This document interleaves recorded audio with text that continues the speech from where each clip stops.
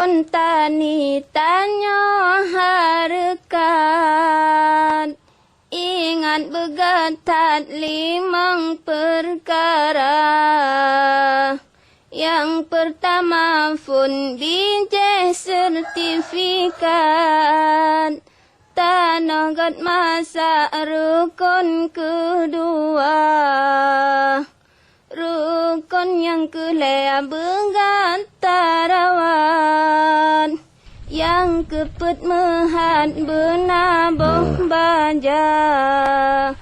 Temang kelimang bekayem tajak, yang penting tatan ia bertajaga. Yang penting tatan ia bertajaga. Rukun tani urang meulang, begat rawatan panca usaha. Bek tape bijih pula bek dalam, adep tanaman pade sengsara. Adep tanaman pade sengsara.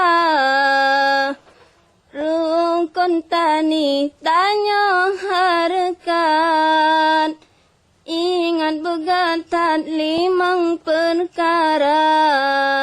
Yang pertama pun bijih sertifikat, tanah gat masa. Rukun kedua, rukun yang keleh begat tarawat, yang kepet menghat benaboh baja. Tema kelimang bekayem tajak, yang penting tatan ia bertajaga. Yang penting tatan ia bertajaga. Umusi minggu kapade lamblang, buh bajari jang tahap pertama.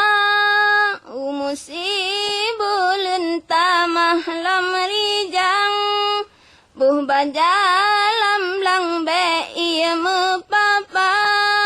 Buh bajalam lang ia be mepapa. Rukun tani tanya harkat, ingat begatat 5 perkara.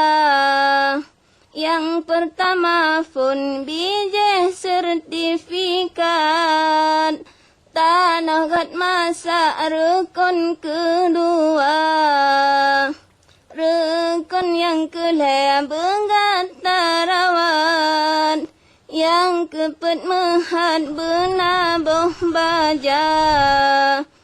Tema kelimang bekayem tajak, yang penting tatan ia bertajaga. Yang penting tatan ia bertajaga. Nyo kepesan orang moblang, bacut yang karang ulon yang baca.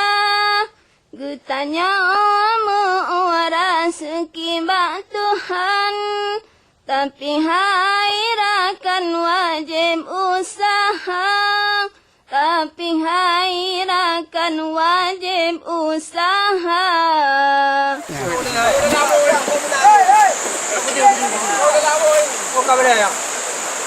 Kali join pa